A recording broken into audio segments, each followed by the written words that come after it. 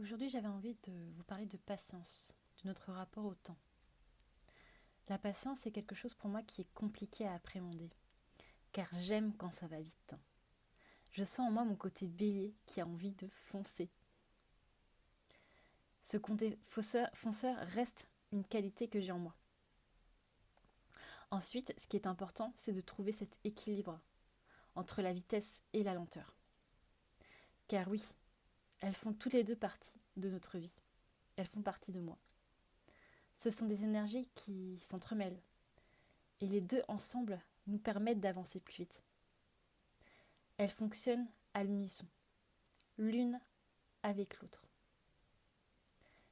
Et c'est ça, finalement, qui nous permet d'arriver à l'unité et de sortir de la dualité. Car oui, on peut aimer la vitesse, mais c'est aussi important de prendre le temps de savourer, d'aimer la vie, d'être dans l'instant présent, pour profiter de chaque seconde, chaque moment magique qui nous emmène vers la vie de nos rêves. Je vois finalement la vitesse comme être focus sur ses résultats, sur le but final. Mais on oublie parfois tous ces merveilleux moments sur ce chemin. Car oui, arriver à ce résultat nous donne des ailes, nous met en joie. Mais en réalité, c'est qu'un court moment dans notre vie. La plus grande partie de notre temps va se jouer sur le chemin qui nous emmène vers ces résultats. Et donc, nous pouvons, à la place, choisir de mettre nos focus sur qui on devient.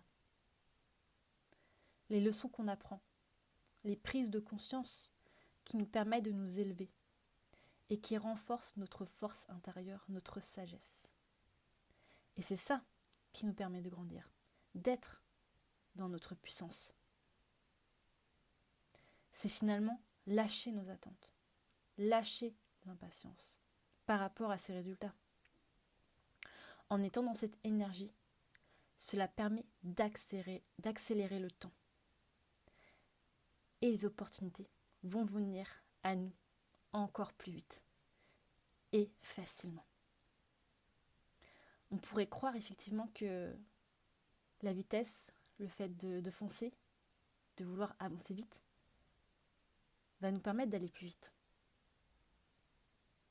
Mais en réalité, ce n'est pas ce qu'il se passe. C'est comme tout. C'est une histoire pour moi de cycle, comme les saisons.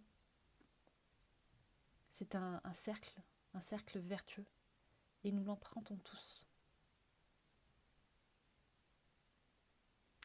Et la lenteur, c'est aussi savoir lâcher prise et suivre le flot de la vie. C'est lâcher le contrôle, cette envie de vouloir tout maîtriser. Car oui, tout notre pouvoir se passe à l'intérieur de nous.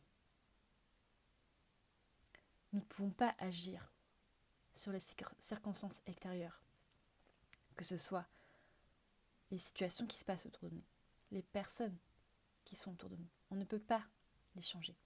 Par contre, on a le pouvoir de pouvoir agir sur nos pensées, sur nos émotions.